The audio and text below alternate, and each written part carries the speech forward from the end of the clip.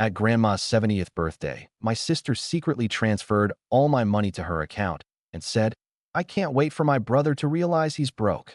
When she came home, I sat calmly and said, "I already know, sis. I have a surprise for you too." And then my lawyer. "My name's Colton. I'm 33. I own a small roadside motel off Highway 17. 20 rooms, two ice machines that never agree with each other, a neon sign that hums like a tired bee. I grew up cleaning rooms after school, fixing leaky sinks, and telling drunk tourists where to find the best biscuits. It's not glamorous, but it's mine. I know every rattle and every door. I'm the oldest, the reliable one, the one who shows up with jumper cables and the tool bag. Mom says I think like a ledger. Dad calls me the manager. My sister, Brielle, calls me Colt the Vault, then laughs like it's a joke. Sometimes it is. Sometimes it isn't. Grandma turned 70 on a humid Saturday. We rented the VFW hall. White balloons, a sheet cake with 2 sweet roses, the smell of coffee, and potato salad. The family took turns hugging Grandma while she told the same story about Grandpa stealing a watermelon in 1972. The DJ kept forgetting to turn the mic off. I stood by the punch bowl, tie loosened, thinking about late check-ins and the clogged sink in room 8. Brielle slid up in a silver dress like she was arriving at an awards show. She kissed Grandma, posed for photos, then found me and poked my chest. "Manager," she said. "Smile? It's a party." "I'm smiling on the inside," I said. She rolled her eyes. "You always are." We took more photos. We did the toast. Grandma blew out candles like she was annoyed at the fire. Then the music got loud and people started dancing. I stepped outside to breathe. The air was thick and smelled like rain and cigarettes. That's when Brielle followed me out, heels clicking. "Big day tomorrow?" she asked. "Always," I said. "Sunday turnovers." She leaned on the railing, looking pleased with herself. "I can't wait for my brother to realize he's broke," she said softly, like it was a flirt. I blinked. "What?" She smirked. "You heard me." I stared at her. The parking lot lights flickered. Somewhere inside, someone yelled, "Cha-cha slide," and Grandma booed. My stomach did a weird drop, like the elevator skipped a floor. "Say it again," I said. Brielle's smile widened. "Don't worry, Colt the Vault.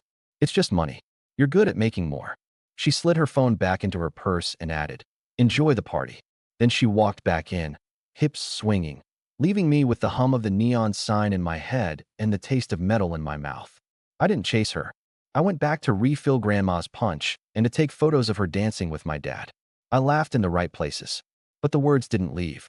They sat in my chest like a coin lodged in a drain. That was the first spark. I didn't know yet what it would light. Owning a motel sounds simple until you do it. Every toilet that runs is $1 down the drain. Every towel that vanishes is $2. Weekdays are construction crews paying cash. Weekends are families and arguments about pets. I keep my books tight. I learned the hard way that one bad month can swallow 3 good ones whole. I didn't start with much. Dad had the land, a sagging L-shaped complex he bought when I was 12 because someday the highway will explode.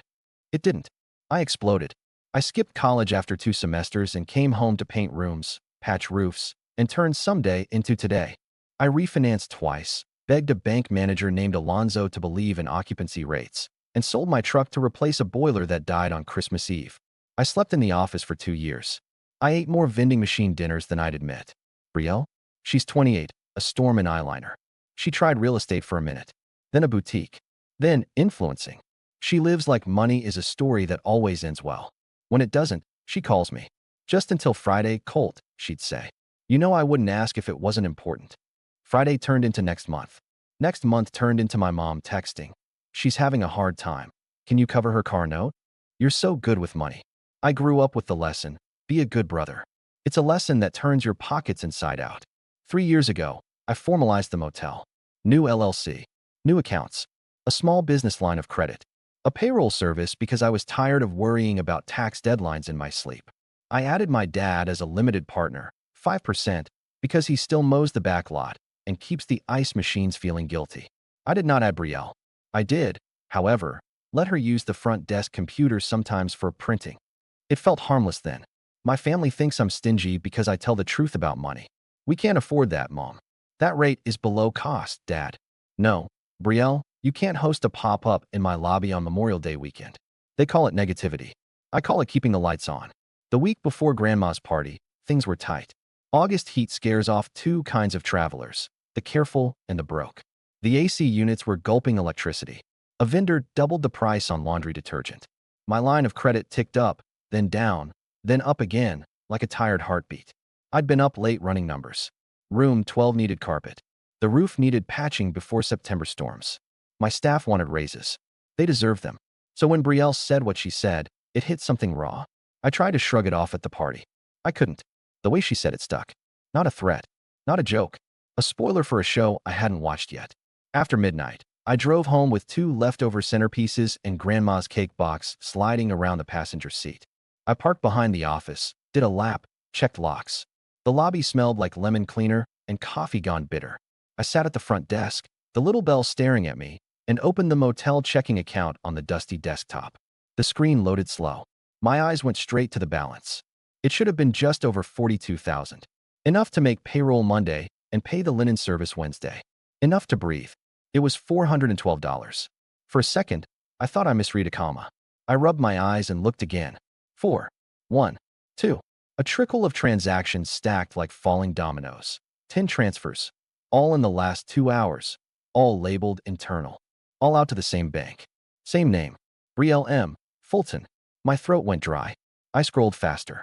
10 transfers, staggered at weird amounts. $4, $800, $3,200, $5,000, like someone was dancing just under automatic flags. Several labeled vendor ADJ in the memo. One labeled refund. One labeled linen reversal. All in-house. All from my motel's operating account. My hand shook. I clicked details. The authorization user displayed in gray letters. Desk, Terminal, 1, Admin, Brielle Fulton. I pushed away from the chair. The room swayed, then snapped into focus. I hadn't set her as admin. She wasn't even supposed to log into the bank portal. The front desk computer had a saved bookmark for deposits only. How? I could hear her voice again on the deck at the VFW. I can't wait for my brother to realize he's broke. I called her. Straight to voicemail. Brielle, I said. Call me. Now. I called again. Nothing. I sent a text. This is not a joke. Call me.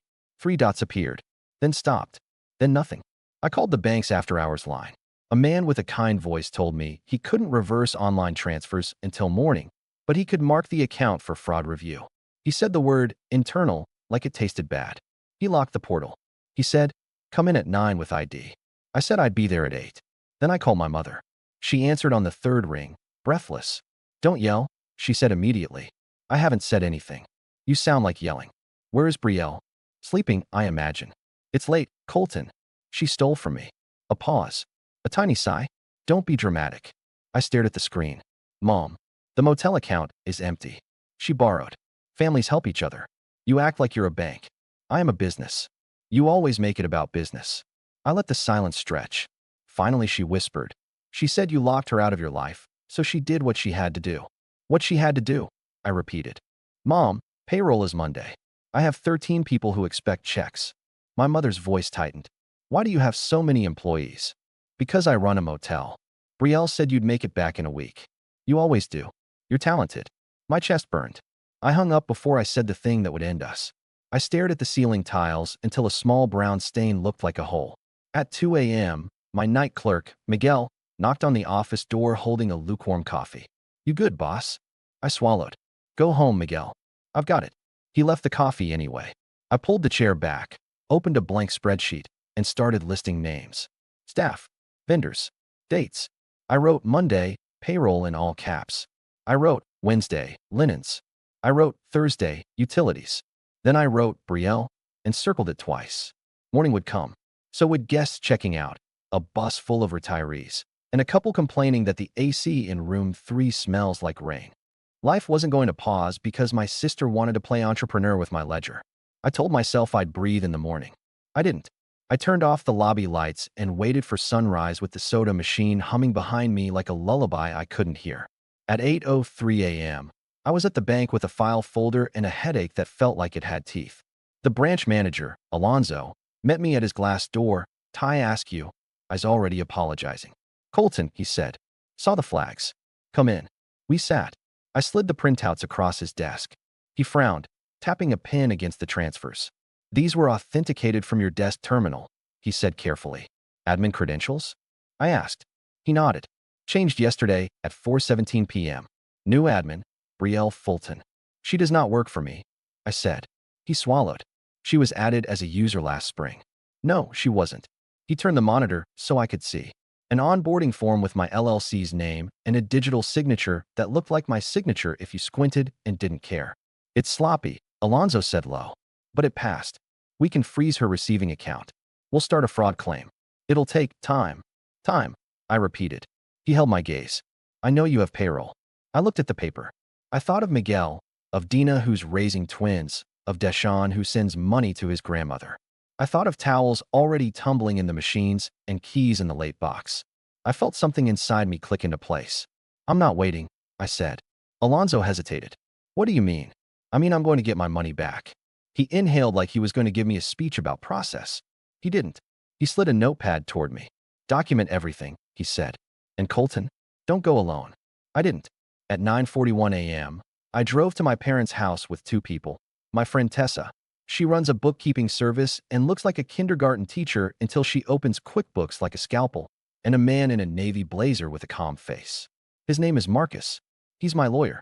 I didn't call ahead. The front door was unlocked. The house smelled like lemon pledge and last night's garlic bread. Mom appeared in the hall, hand on her chest. Colton, you can't just. Where is she? I asked. Mom's eyes flicked behind me, clocking Tessa and Marcus. What is this? Where, I repeated, is Brielle? Brielle walked down the stairs in a robe like a runway model playing casual. She saw Marcus's briefcase and smiled too wide. You brought a lawyer?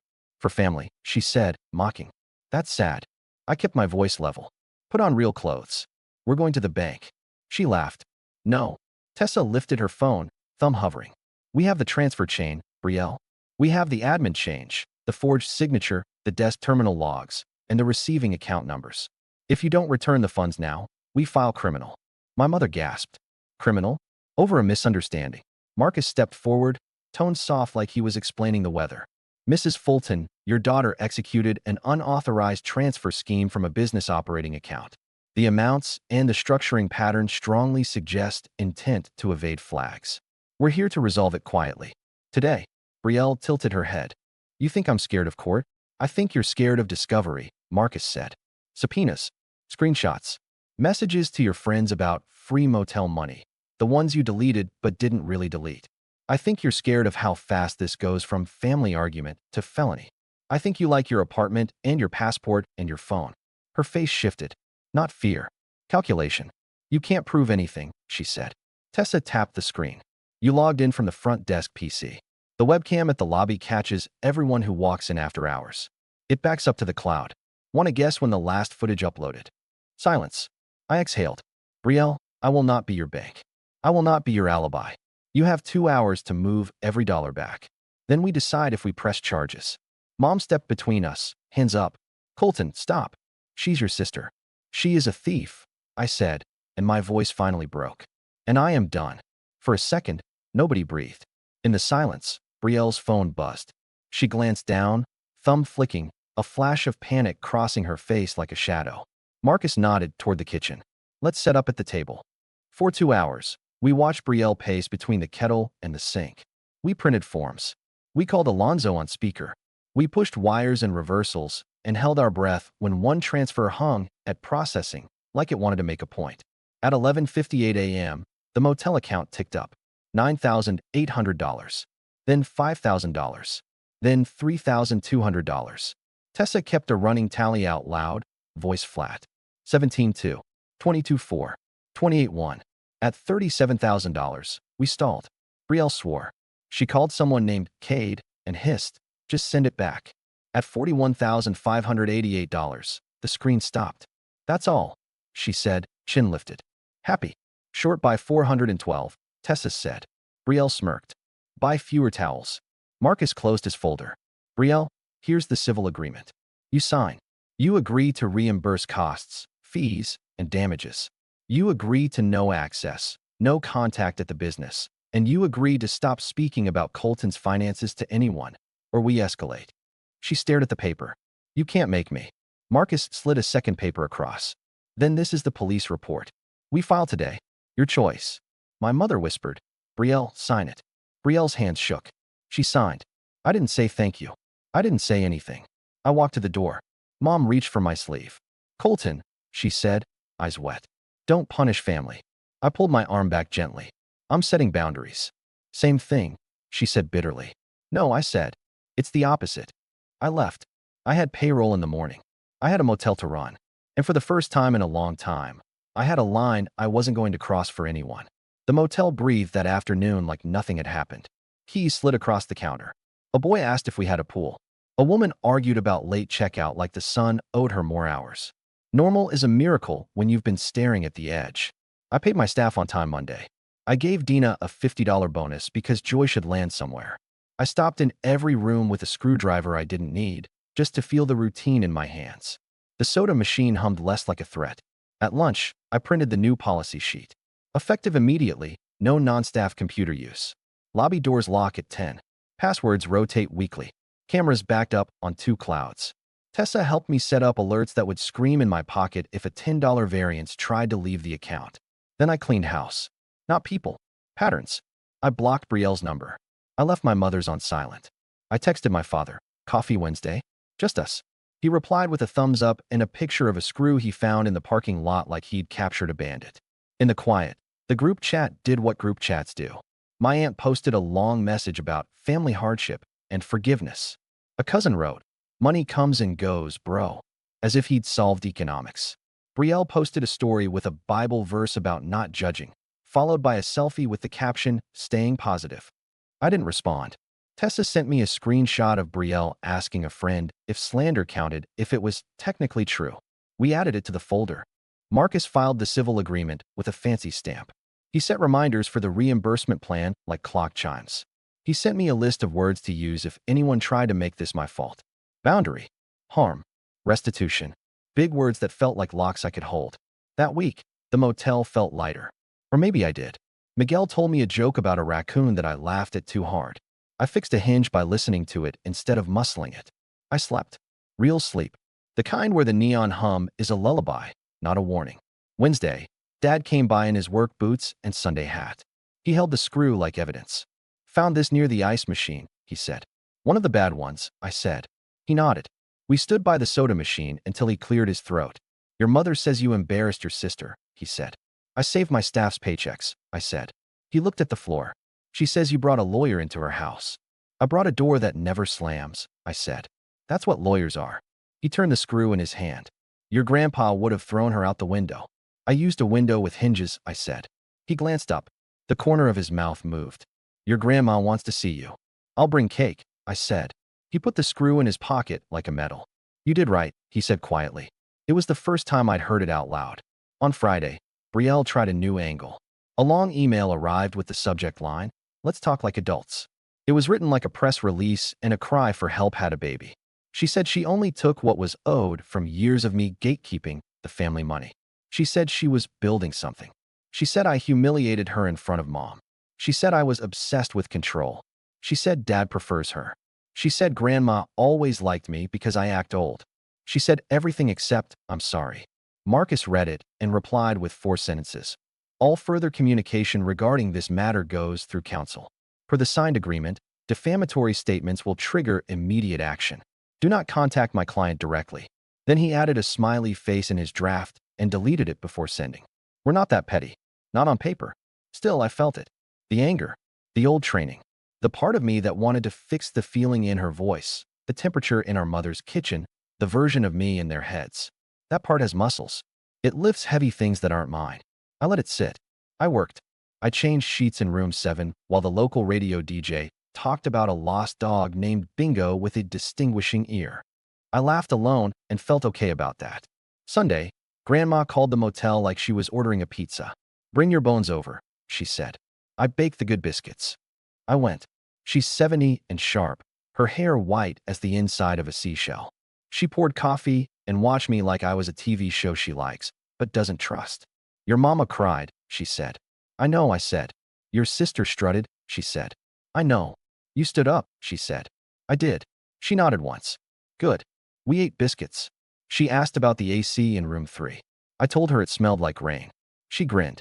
I like the smell of rain. When I left, she pressed a small envelope into my hand. For the neon sign, she said. It's one letter away from pretty. I opened it in the truck. $200 and a note. You're not broke. You're rich in spine. I laughed. I cried. Both felt like heat leaving. By month's end, things settled into a new normal.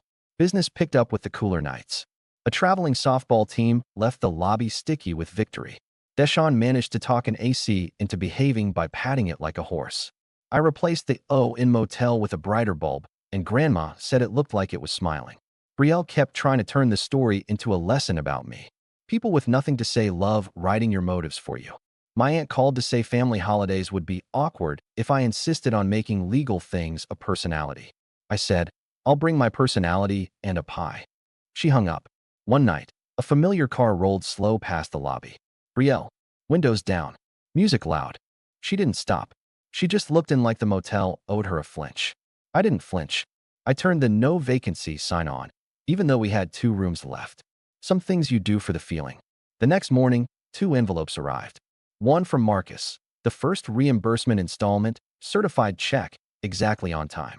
One from Alonzo, bank credit for fraud fees reversed, apology letter, hand-signed. I put the check in the safe. I pinned the apology on the corkboard by the coffee machine where only I would see it. It looked like a small flag. I expected to feel triumphant. I felt steady. That's better. I sat in the office, door cracked, listening to the lobby. A kid asked Miguel if ghosts lived here. Miguel said, only the good ones. The neon hummed. The highway sighed. And inside me, something that had been bracing for impact finally let go. 2 months later, Grandma had us over again. Smaller crowd, more food. Brielle skipped it. Mom called during the green beans. I let it ring. Dad passed me the salt like a truce. After dessert, I walked Grandma to the porch, her hand on my arm. You look taller, she said. Fixed my posture. Spine, she said. You found it. We sat in cut grass air. A high school game droned in the distance. I rambled about occupancy rates. She asked about the AC. It died, I said. She laughed, then went quiet. Family is a habit, she said. Sometimes sweet. Sometimes the kind you quit. I don't like quitting. You didn't, she said. You chose. Inside, a fork clinked. Light from the screen door striped the floor. Going to the holidays? She asked. Probably. I'll bring pie. I'll leave early. That's a boundary, she said. Not a punishment. On the drive home, a long text from Brielle. Apology that became accusation, a request for a reset, then money. Family sticks together. I typed, erased, then sent. I'm not your bank. Do not contact me about money again. Blocked her. Again. At the motel, I did last rounds. Room 4's TV forgot HDMI 1. I coaxed it back. The O in motel still burned bright, like a wink. I made coffee and sat at the desk with the ledger, bills, bookings, notes like replace 7 showerhead. I thought about the me who swallowed everything and called it loyalty. About Brielle's line. Can't wait for my brother to realize he's broke. The worst part wasn't the money. It was the script where I never said no. I'm not in that role anymore. The moral is simple. Love without a boundary is a leak. I refuse to be the pipe. Now on night walks I check locks, lights, the ice machine. I check on staff. I check on myself. If something feels off, I don't explain it away. I shut the window. I seal the gap. A guest review said, clean rooms, kind staff, owner with a calm face. I laughed. Calm took a lawyer, a spreadsheet, a bank manager, and biscuits on a porch. Calm took no, and meaning it. Brielle still exists. Mom still treats boundaries like punishments.